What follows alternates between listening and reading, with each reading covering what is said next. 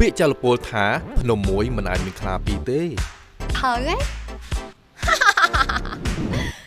Thở ấy Môi khla mẹn tên Môi khla thảo bảo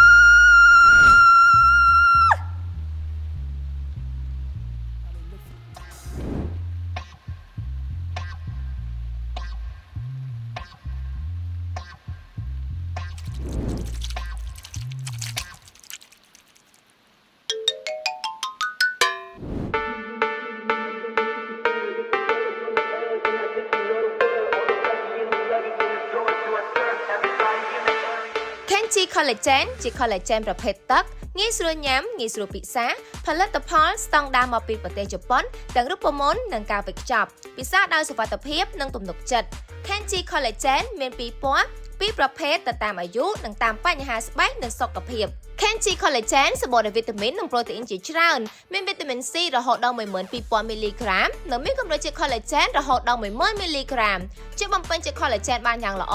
ជួយឲ្យស្បែកសភ្លឺថ្លាមាត់រលោងមានសំណើមចេញពីខាងក្នុងកាត់បន្ថយស្នាមជ្រីវជ្រួញពន្យាភាពចាស់ការពារពន្លឺថ្ងៃនិងកម្ដៅថ្ងៃកាត់បន្ថយស្នាមអាចរុយជាំនិងជួយឲ្យគេងលក់ស្រួលជួយបញ្ហារោគស្ត្រីជួយឲ្យរដូវមកទៀងទាត់ជំនួយសក់និងក្រចកនិងជំនួយដល់ឆ្អឹងថែមទៀតផងបើសិនជាញ៉ាំទាំងពីរពណ៌ចូលគ្នានឹងទទួលបានប្រសិទ្ធភាពលឿនខ្លាំងមែនតើ